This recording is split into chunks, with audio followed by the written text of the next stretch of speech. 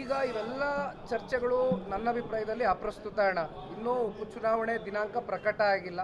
ಹಾಗಾಗಿ ಪಕ್ಷದ ಕಾರ್ಯಕರ್ತನಾಗಿ ಕಾರ್ಯಕರ್ತರ ಭಾವನೆಗಳಿಗೆ ಸ್ಪಂದಿಸ್ತಕ್ಕಂಥ ಕೆಲಸ ಮಾಡ್ತಾ ಇದ್ದೇನೆ. ಮುನಿರತ್ನವರ ಪ್ರಕರಣ ಸಾಕಷ್ಟು ಚರ್ಚೆ ಆಗ್ತಾ ಇದೆ. ಇನ್ನೊಂದು ಸ್ವಾಮಿಗಳು ಹೇಳಿದ್ರೆ ಆ ರೀತಿ ಮಾತನಾಡಿದ್ರೆ ತಪ್ಪು ಮತ್ತು ವರದಿ ಬರಲಿ ಅಂತ ಹೇಳಿದ್ರೆ ಈ ಪ್ರಕರಣ ಈಗ ಇವೆಲ್ಲವಕ್ಕೂ ಕೂಡ ತಾವು ಹೇಳ್ದಂಗೆ ಇವತ್ತು ಸ್ವಾಮೀಜಿಗಳು ಏನು ಹೇಳಿದ್ದಾರೆ, ನಿನ್ನೆ ದಿನ ನಾನು ಕೂಡ ಚಂದ್ರಪುರದಲ್ಲಿ ಇದೇ ವಿಚಾರ ಪ್ರಸ್ತಾವನೆ ಮಾಡಿದ್ದೇನೆ.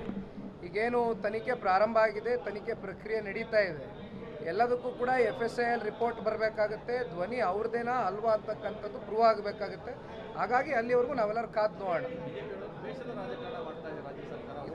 ಇದು ಭಾಳ ಸ್ಪಷ್ಟ. ಈಗ ಪರಶುರಾಮ್ ಅಂತಕ್ಕಂಥ ಒಬ್ಬರು PSI ಇವತ್ತು ನೇಣಿಗೆ ಶರಣಾದಂಥ ಒಂದು ನಾವೇನು ಸನ್ನಿವೇಶ ನೋಡಿದ್ವಿ, ಆತ್ಮಹತ್ಯೆಗೆ ಆದಂಥ ಸನ್ನಿವೇಶ, ಅವೆಲ್ಲವನ್ನ ಹೊರತುಪಡಿಸಿ ಯಾವ ರೀತಿ ಅಲ್ಲೇನು ಆ್ಯಕ್ಷನ್ ತಗೊಂಡಿದ್ದಾರೆ, ಅಲ್ಲಿ ಯಾವ ರೀತಿ ತನಿಖೆ ಮಾಡಿದ್ದಾರೆ ಈ ರಾಜ್ಯ ಸರ್ಕಾರ.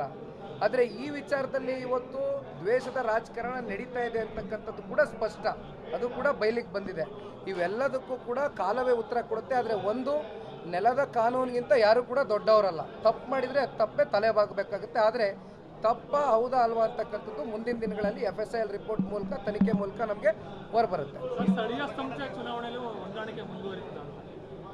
ನಾವು ಪ್ರತಿಯೊಂದು ಚುನಾವಣೆಯಲ್ಲೂ ಹೊಂದಾಣಿಕೆಯಿಂದ ಹೋಗಬೇಕು ಅಂತಕ್ಕಂಥದ್ದೇ ಪಕ್ಷದ ವರಿಷ್ಠರು ದೇವೇಗೌಡರು, ಸನ್ಮಾನ್ಯ ಕುಮಾರಣ್ಣ ಅವರು ನಿರ್ಧಾರ ಮಾಡಿದ್ದಾರೆ.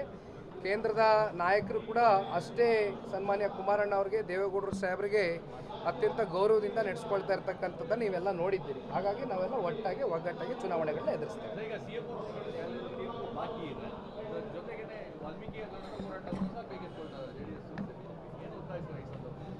ಈಗಾಗಲೇ ಮೂಡದ ಪ್ರಕರಣಕ್ಕೆ ಸಂಬಂಧಪಟ್ಟಂತೆ ಏನು ಬೆಂಗಳೂರಿನಿಂದ ಅಪ್ ಟು ಮೈಸೂರವರೆಗೂ ಪಾದಯಾತ್ರೆಯನ್ನು ಮಾಡಿದ್ವು.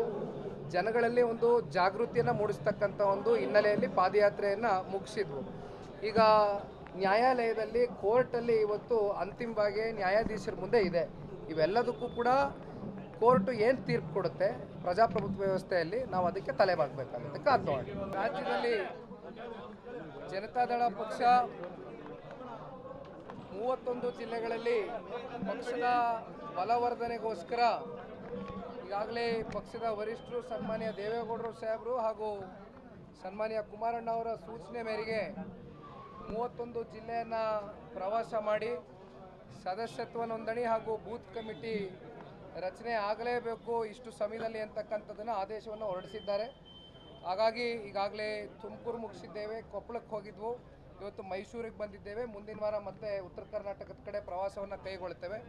ಹಾಗಾಗಿ ಇವತ್ತು ವಿಶೇಷವಾಗಿ ಮೈಸೂರಿನಲ್ಲಿ ಪೂರ್ಣಿಮೆ ಇದ್ದಂಥ ಒಂದು ಹಿನ್ನೆಲೆಯಲ್ಲಿ ಇವತ್ತು ತಾಯಿ ಚಾಮುಂಡೇಶ್ವರಿಯ ಒಂದು ಪ್ರಾರ್ಥನೆಯನ್ನು ಸಲ್ಲಿಸಿ ಪಕ್ಷದ ಮುಖಂಡರುಗಳು, ಕಾರ್ಯಕರ್ತರು ಈಗ ತಾನೇ ಎಲ್ಲ ನಮ್ಮ ಸಭೆಗೆ ಆಗಮಿಸಿದ್ದಾರೆ.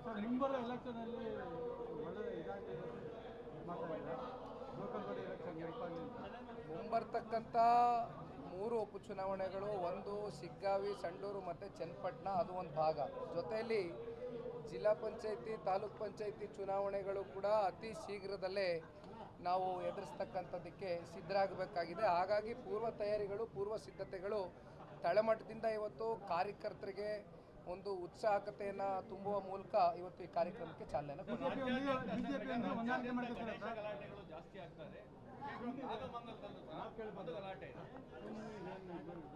ನಾಗಮಂಗಲದಲ್ಲಿ ಏನು ಗಣೇಶನ ಒಂದು ವಿಸರ್ಜನೆ ಕಾರ್ಯಕ್ರಮದ ವೇಳೆ ಆಗಿರ್ತಕ್ಕಂಥ ಒಂದು ಘಟನೆ ನಿಜಕ್ಕೂ ಕೂಡ ಇವತ್ತು ಈ ಕಾಂಗ್ರೆಸ್ನ ಸರ್ಕಾರ ಯಾವ ರೀತಿ ನಡೆದುಕೊಳ್ತಾ ಇದೆ ಅಂತಕ್ಕಂಥದ್ದಕ್ಕೆ ಒಂದು ಉದಾಹರಣೆ. ಎಲ್ಲೋ ಒಂದು ಕಡೆ ಇವತ್ತು ಸಂಪೂರ್ಣ ಇಂಟೆಲಿಜೆನ್ಸು ಫೇಲ್ಯೂರ್ ಆಗಿದೆ. ಇವತ್ತು ಯಾವುದೇ ವಿಚಾರ ಇರ್ಬೋದು, ಇವತ್ತು law and order completely failure ಆಗಿದೆ, ಇಂಟೆಲಿಜೆನ್ಸ್ ಫೇಲ್ಯೂರ್ ಆಗಿದೆ. ಇವತ್ತೇನು ಒಂದು ಸಮುದಾಯವನ್ನು ಓಲೈಕೆ ಮಾಡ್ಕೊಳ್ಳೋದಕ್ಕೋಸ್ಕರ ಇವತ್ತು ಇನ್ನೊಂದು ಸಮುದಾಯವನ್ನು ಕೈ ಬಿಡ್ತಕ್ಕಂಥದ್ದನ್ನು ನಾವೇನು ನೋಡಿದ್ದೇವೆ. ಇವೆಲ್ಲವನ್ನು ಕೂಡ ಇವತ್ತು ಬಹುಶಃ ಮಂಡ್ಯ ಜಿಲ್ಲೆಯ ಜನತೆ ಅತ್ಯಂತ ಪ್ರಬುದ್ಧರಿದ್ದಾರೆ, ಬುದ್ಧಿವಂತರಿದ್ದಾರೆ, ಎಲ್ಲವನ್ನು ಗಮನಿಸ್ತಾ ಇದ್ದಾರೆ. ಇವತ್ತು ಇಡೀ ದೇಶದಲ್ಲೇ ಒಂದು ಚರ್ಚೆಗೆ ಗ್ರಾಸವಾಗಿರ್ತಕ್ಕಂಥ ಒಂದು ಟಾಪಿಕ್ ಇವತ್ತು ನಾಗಮಂಗಲದಲ್ಲಿ ಆಗಿರ್ತಕ್ಕಂಥ ಘಟನೆ. ಇವತ್ತು ಏನು ಮಂಡ್ಯ ಅಂತ ಅಂದ ತಕ್ಷಣ ನಮಗೆ ಜ್ಞಾಪಕ ಆಗ್ತಕ್ಕಂಥದ್ದು ರೈತ ಪರವಾದಂಥ ಒಂದು ಹೋರಾಟಗಳು. ಇವೆಲ್ಲವನ್ನು ಇವತ್ತು ಯಾವ ರೀತಿ ಕಾಂಗ್ರೆಸ್ನ ಸರ್ಕಾರ ನಡ್ಕೊಳ್ತಾ ಇದೆ ಅಂತಕ್ಕಂಥದ್ದು ನಮ್ಮ ಕಣ್ಮುಂದೆ ಇವತ್ತು ಈ ರಾಜ್ಯದ ಜನತೆ ಕೂಡ ಪ್ರಶ್ನೆಯನ್ನು ಮಾಡ್ತಾ ಇದ್ದಾರೆ. ಆದರೆ ಇವತ್ತು ಈ ನಾಚಿಕೇಡಿನ ಕಾಂಗ್ರೆಸ್ ಸರ್ಕಾರ ಉತ್ತರ ಕೊಡಲಿಕ್ಕೂ ಕೂಡ ಅವ್ರಿಗೆ ಸರಿಯಾದಂಥ ಉತ್ತರಗಳಿಲ್ಲ. ಬಾಂಗ್ಲಾ ಮತ್ತು ಕೇರಳದ ನಂಟು ಸಹ ಬರ್ತಾ ಇದೆ ಅನ್ನೋ ಆರೋಪ ಇದೆ. ಇಲ್ಲಿಂದ ಬಂದು ಗಲಾಟೆಗಳನ್ನ ನೋಡಿ ಅಣ್ಣ, ಇವತ್ತು ಇವೆಲ್ಲವನ್ನ ತಿರ್ಸ್ತಕ್ಕಂಥ ಪ್ರಯತ್ನಗಳು ಬಹುಶಃ ಯಾಕೆ ಆಗ್ತಾ ಇದೆ ಅಂದರೆ, 1 ವರ್ಷ 4 ತಿಂಗಳಾಗಿದೆ ಇವತ್ತು ಸರ್ಕಾರ ಆಡಳಿತಕ್ಕೆ ಬಂದು. ಏನು ಹಗರಣದಲ್ಲಿ ಭ್ರಷ್ಟಾಚಾರದಲ್ಲಿ ಮುಳುಗಿರ್ತಕ್ಕಂಥ ಈ ಕಾಂಗ್ರೆಸ್ನ ಸರ್ಕಾರ ಅವರ ತಪ್ಪುಗಳನ್ನ ಮುಚ್ಚಿಟ್ಕೊಳ್ಳೋಕ್ಕೋಸ್ಕರ ದಿನನಿತ್ಯ ಕೆಲವೊಂದಷ್ಟು ಅವ್ರದ್ದಾದಂಥ ಸುದ್ದಿಗಳನ್ನ ಹೊರಡಿಸ್ತಾ ಇದ್ದಾರೆ. ಹಾಗಾಗಿ ಇದಕ್ಕೇನು ನಾವು ಹೆಚ್ಚು ಮಹತ್ವ ಕೊಡಬೇಕಾಗಿರ್ತಕ್ಕಂಥ ಅಗತ್ಯತೆ ಇಲ್ಲ.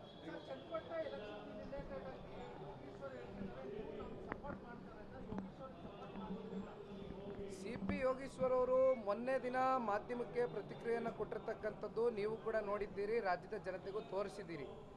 CP ಯೋಗೀಶ್ವರು ಭಾಳ ಸ್ಪಷ್ಟವಾಗಿ ಹೇಳಿದ್ದಾರೆ, ಅವರು ಅವರ ಪಕ್ಷದ ಕಾರ್ಯಕರ್ತರಿರ್ಬೋದು, ಅವರ ಬೆಂಬಲಿಗರ ಜೊತೆಯಲ್ಲಿ ಈಗಾಗಲೇ ಸರಣಿ ಸಭೆಗಳನ್ನ ಮಾಡ್ತಾ ಇದ್ದಾರೆ. ನಾವು ಕೂಡ ನಮ್ಮ ಪಕ್ಷದ ಕಾರ್ಯಕರ್ತರು ಮುಖಂಡರುಗಳ ಜೊತೆ ಸಭೆಯನ್ನು ಮಾಡ್ತಾ ಇದ್ದೇವೆ. ಒಟ್ಟಾರೆಯಾಗಿ NDA ಅಭ್ಯರ್ಥಿ ಕಣಕ್ಕಿಳಿತಾರೆ, ನಾವೆಲ್ಲ ಒಗ್ಗಟ್ಟಾಗಿ ಚುನಾವಣೆಯನ್ನು ಎದುರಿಸ್ತೇವೆ. ತಾವು ಅಭ್ಯರ್ಥಿ ಆಗ್ತಾರೆ ಅಂತ ನಮ್ಮ ಕಾರ್ಯಕರ್ತರು ಅಭಿಮಾನಿಗಳು ಚನ್ನಪಟ್ಟಣ ಜನರು ಸಹ ಕೇಳ್ತಾ ಇದ್ದಾರೆ. ಈಗ ಇವೆಲ್ಲ ಚರ್ಚೆಗಳು ನನ್ನ ಅಭಿಪ್ರಾಯದಲ್ಲಿ ಅಪ್ರಸ್ತುತ ಅಣ್ಣ. ಇನ್ನೂ ಉಪಚುನಾವಣೆ ದಿನಾಂಕ ಪ್ರಕಟ ಆಗಿಲ್ಲ. ಹಾಗಾಗಿ ಪಕ್ಷದ ಕಾರ್ಯಕರ್ತನಾಗಿ ಕಾರ್ಯಕರ್ತರ ಭಾವನೆಗಳಿಗೆ ಸ್ಪಂದಿಸ್ತಕ್ಕಂಥ ಕೆಲಸ ಮಾಡ್ತಾ ಇದ್ದೇನೆ. ಮುನಿರತ್ನ ಅವರ ಪ್ರಕರಣ ಸಾಕಷ್ಟು ಚರ್ಚೆ ಆಗ್ತಾ ಇದೆ. ಸ್ವಾಮಿಗಳು ಹೇಳಿದ್ರೆ ಆ ರೀತಿ ಮಾತನಾಡಿದ್ರೆ ತಪ್ಪು ಮತ್ತು ವರದಿ ಬರಲಿ ಅಂತ ಹೇಳಿದ್ರೆ ಈ ಪ್ರಕರಣ ಈಗ ಇವೆಲ್ಲವಕ್ಕೂ ಕೂಡ ತಾವು ಹೇಳ್ದಂಗೆ ಇವತ್ತು ಸ್ವಾಮೀಜಿಗಳು ಏನು ಹೇಳಿದ್ದಾರೆ, ನಿನ್ನೆ ದಿನ ನಾನು ಕೂಡ ಚನ್ನಪಟ್ಟಣದಲ್ಲಿ ಇದೇ ವಿಚಾರ ಪ್ರಸ್ತಾವನೆ ಮಾಡಿದ್ದೇನೆ. ಈಗೇನು ತನಿಖೆ ಪ್ರಾರಂಭ ಆಗಿದೆ, ತನಿಖೆ ಪ್ರಕ್ರಿಯೆ ನಡೀತಾ ಇದೆ. ಎಲ್ಲದಕ್ಕೂ ಕೂಡ FSIL ರಿಪೋರ್ಟ್ ಬರಬೇಕಾಗುತ್ತೆ, ಧ್ವನಿ ಅವ್ರದ್ದೇನಾ ಅಲ್ವಾ ಅಂತಕ್ಕಂಥದ್ದು ಪ್ರೂವ್ ಆಗಬೇಕಾಗುತ್ತೆ. ಹಾಗಾಗಿ ಅಲ್ಲಿವರೆಗೂ ನಾವೆಲ್ಲರೂ ಕಾದು ನೋಡೋಣ. ಇದು ಭಾಳ ಸ್ಪಷ್ಟ. ಈಗ ಪರಶುರಾಮ್ ಅಂತಕ್ಕಂಥ ಒಬ್ಬರು PSI ಇವತ್ತು ನೇಣಿಗೆ ಶರಣಾದಂಥ ಒಂದು ನಾವೇನು ಸನ್ನಿವೇಶ ನೋಡಿದ್ವಿ, ಆತ್ಮಹತ್ಯೆಗೆ ಆದಂಥ ಸನ್ನಿವೇಶ, ಅವೆಲ್ಲವನ್ನ ಹೊರತುಪಡಿಸಿ ಯಾವ ರೀತಿ ಅಲ್ಲೇನು ಆ್ಯಕ್ಷನ್ ತಗೊಂಡಿದ್ದಾರೆ, ಅಲ್ಲಿ ಯಾವ ರೀತಿ ತನಿಖೆ ಮಾಡಿದ್ದಾರೆ ಈ ರಾಜ್ಯ ಸರ್ಕಾರ.